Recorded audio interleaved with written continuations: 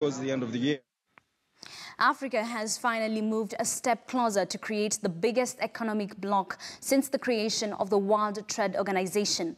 This is after 44 out of 55 African countries signed the long-awaited African Continental Free Trade Area Agreement in Kigali.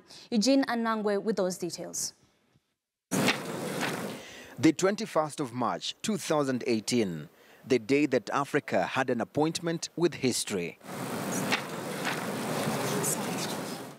African leaders walked into the plenary hall, and at exactly 20 minutes after 12, Niger's President Mahamadou Issoufou, who is also the leader of the African Continental Free Trade Area, opened the long-awaited signature ceremony.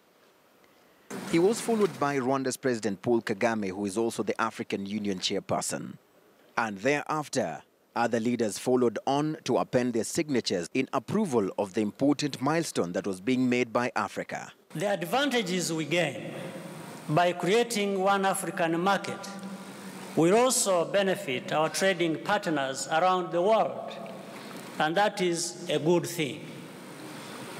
At the same time, we will be in a better position to leverage our growing strength and unity to secure Africa's rightful interests in the international arena. The leaders were signing three important documents: the agreement establishing the African Continental Free Trade Area that was signed by 44 countries, the protocol to the treaty establishing the African Economic Community relating to free movement of persons, rights of residence, and right of establishment, which was signed by 27 African countries, and the declaration for the launch of the African Continental Free Trade Area, Kigali Declaration, which was signed by 43 countries. But not all the 55 African countries were here to sign the historic agreement. Notably missing, although the seats remained unoccupied, was Burundi, which did not send any representative at this particular signing session. Also missing out was Nigeria, a country whose president has said that he's still seeking further consultation with the industry players back there. The former president of Nigeria, Olusegun Obasanjo, did not have kind words for those who missed out on the signing session. Now, I am surprised that any African leader at this point in time will be talking about either not understanding this as very important to be here, or to support what you are going to sign tomorrow. I see that as criminal to a fault. With all due respect, I see it as criminal to a fault. President Kagame, don't laugh. Now, Nigeria's President Muhammadu Buhari earlier on took to social media in perhaps what is seen as an effort to try and clear the air or clarify why his country was not signing the Continental Free Trade Agreement. He went on to say, and I quote, "As Africa's largest economy and most populous country, we are committed to ensuring that all trade agreements we sign are beneficial to the long-term prosperity of the continent."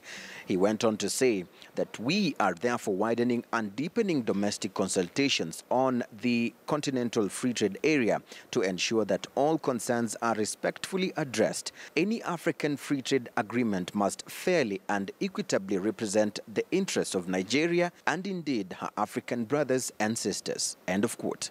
One of the biggest fears by the countries that have been pessimistic towards this agreement has been the revenue loss as far as customs duties are concerned for goods that will no longer be attracting this kind of revenues. Former African Development Bank President Donald Kaberuka, however, says that the way the Continental Free Trade Agreement document is prepared is that there are enough safeguards to cushion against all the concerns raised by those with reservations to adopt it. So the idea that you are small, you are big, in a common market is a non-starter. It's a one space, and provided we actually respect the rules of origin, we have all the dispute resolution.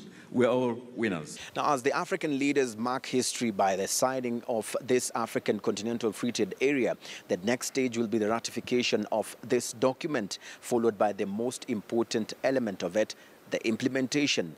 Will this be a happily ever after union? For KTN News in Kigali, Rwanda, I'm Eugene